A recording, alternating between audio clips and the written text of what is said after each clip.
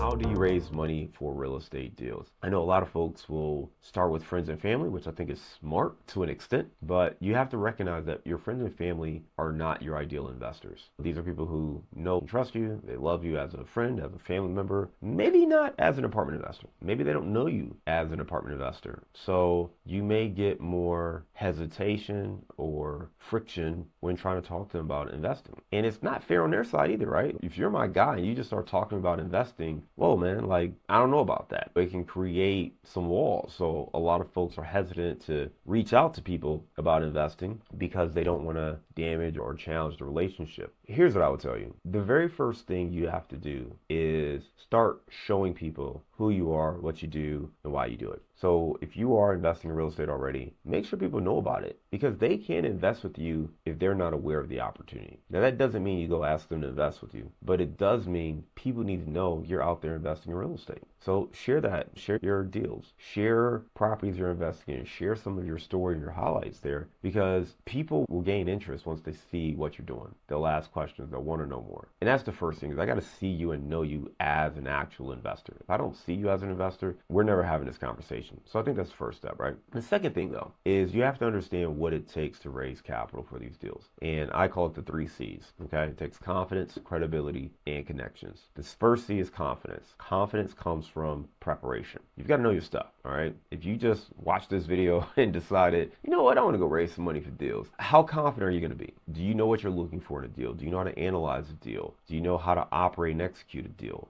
That's a lot. It's a lot of responsibility. And you can only build that confidence from preparation and reps. And I'm talking real confidence. I'm not talking fake hubris and faking it till you make it or anything like that. I'm talking about actual confidence from reps. So analyzing deals over and over, analyzing your market over and over, recognizing where there's value, recognizing where rents should be or could be, understanding your numbers. What is your construction or renovation budget, your plan? How are you going to go execute? All those things matter. And you can't be confident in an opportunity unless you've done enough research and you've put in enough reps to know what it is you're looking at. So that comes from repetition, that comes from preparation, and you simply can't fake it. But you got to have that first C, confidence, if you're going to go out there and raise capital for deals. Second C is credibility. This is huge. What is it about you and this deal and operating that would make people feel comfortable? If you've done this before, you've been executing real estate deals for 10 years, okay, you're credible in the space, right?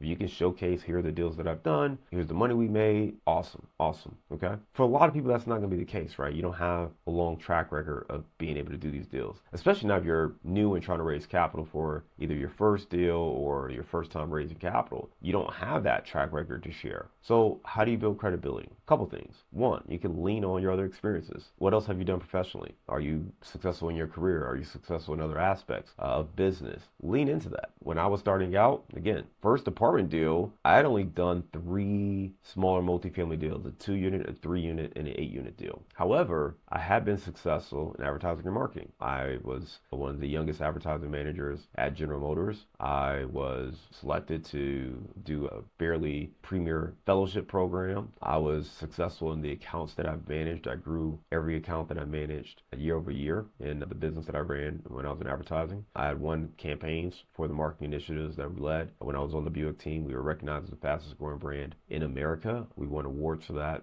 work as well. So I'd had enough success in that space where people could see, okay, this guy knows what he's doing at a high level. Some of those skills are going to be transferable. At one point, I was overseeing 7 different agencies across our portfolio. So I was working with 7 agency partners on a day-to-day basis. So if you can manage 7 agency partners, you could probably manage a property manager and maintenance team and other folks there. So some of those skills transferred over, right? So I could lean on some of that success, and that kind of helped me build that credibility. The second thing though is if you don't have that, or even if you do have that, you can borrow credibility. And this is what you see a lot of time with partnerships and sponsorships. When Nike was coming up, one of the ways they made their name was they borrowed credibility from the Michael Jordans of the world, LeBron James of the world, and other folks, because these celebrities or these athletes, they've got a prominent name, they got a great reputation, and by aligning your product or aligning yourself with them, there's a little bit of a rub. And you can do the same thing, and also in a very authentic authentic way, right? Because I don't want you just to think about it from checking the box. I want you to truly have these people in your corner where you can come in and say, hey, you know what? I've got this relationship here with such and such, and they're actually going to be involved in the deal. They're going to be overseeing the deal or helping me out through this process.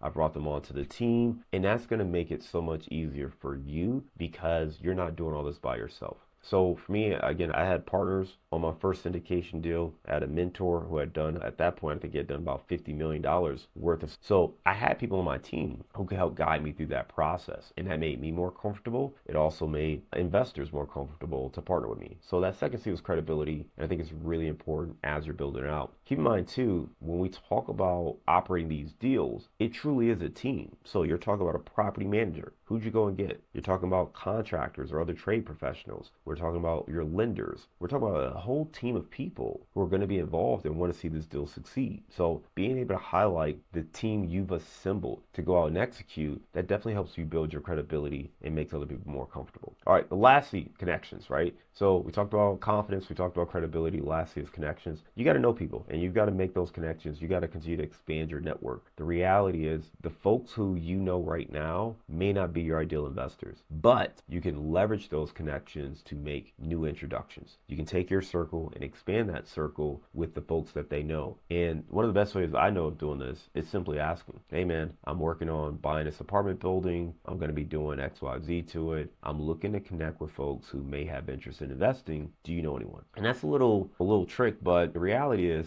again, you don't want to be off-putting by asking someone directly to invest because maybe they don't want to invest for a multitude of reasons. Maybe they aren't comfortable with you, or maybe they don't know about investing, and people aren't going to come out and say that right away, that, hey man, I have no idea what this is and I'm scared to invest. You're not going to hear that, right? They're going to ask questions and they got to educate themselves, and that's fine. What I would think of instead is simply ask them, do you know anybody who might be interested in learning more? And maybe they know of someone who is already in real estate and looking to scale up, or someone who owns real estate and is looking to be more passive, or whatever the case may be. But they can make that introduction, and that's a great way to expand your network. So if you're looking to raise capital, I would focus on the 3 C's, your confidence, credibility, and your connections, and that's going to help get the ball rolling in the right direction.